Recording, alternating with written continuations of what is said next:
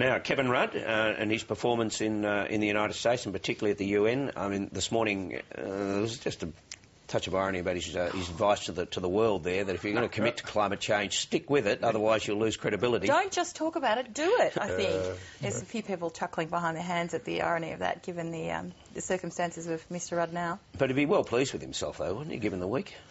Oh. Had excellent access, lots of media attention. Yeah, and I think he will see this as a harbinger of things to come. I mean, Julia Gillard will go to these leaders' summits, and I think her program is perfectly acceptable, as Julie Bishop said. But Kevin Rudd will be toddling along as well to these. You know, there'll be foreign ministers' meetings beforehand or after, or whatever. Yeah. He'll be turning up a lot of this stuff as well. Yeah. Did you get the feeling, though, he was talking more... He seems to take a very global perspective these days. He didn't sound so much like the Australian foreign minister talking about matters of concern to Australia. He was talking about the big issues. In that summary of what he said, he did say that Australia, and then he added another troops too, and actually, had everything peaceful in Afghanistan. If that report's correct, that Al-Qaeda is no longer a threat from there, in which case job's done, bring the troops home. Right. I would have thought that at some stage Australia needs to look hard at its policy, stated policy on Afghanistan, which is to say we're going to stay until this undoable job is done, because, the brackets is, that's what our American friends want. Well, certainly it's not what Obama wants, as the new book by Bob Woodward points out. He is desperate to get out of there as quickly as possible, and the army's blocking him. So what we should be doing, if we're a true friend of the current administration, is giving them a hand, rather than this constant stuff about, the job's not done yet and we're going to stay there. And well, there's a review in train now of our situation in Afghanistan, so that may well be a vehicle for that some of the comments and criticisms are quite bizarre. That Australian force there that you need jet fighter planes, you need heavy artillery dragged around the mountaintops, you need tanks and all this sort of stuff.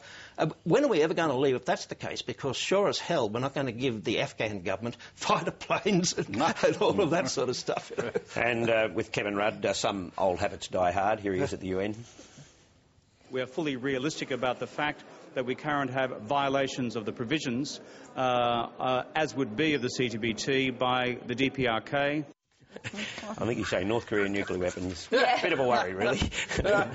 And Julia Gillard, of course, when she finally does tackle the world stage and starts rubbing shoulders with world leaders, how do you think she'll go? Because she hasn't got a background in foreign policy. Well, I remember in the lead-up to her taking over, you might remember there was, when Peter Beattie came back from the United States as consul in Los Angeles, he was spruiking her credentials everywhere.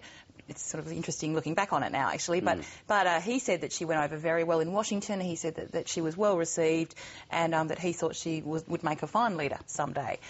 So, that's an interesting observation from him. But most leaders have got no background in foreign affairs. What did George Bush have? What did Ronald Reagan, etc., etc.? Well, there's absolutely no reason. She's incredibly articulate and very friendly person. Why on earth shouldn't she get along very well? And we up on her brief by then, etc., etc. Although she needs to get over her excitement at meeting President Obama. You might remember when she took the first phone call, she was all sort of coquettish and giggling and saying, it was a fantastic opportunity. It didn't look so good, I don't think. Look, I remember when John Howard's first major trip overseas to the APEC in the Philippines, where he met the Chinese president, the American president. He didn't really have a great interest in foreign affairs, but he came back over and said, Jesus, how long's this been going on? That's sensational. I'll have a bit of this, thank you.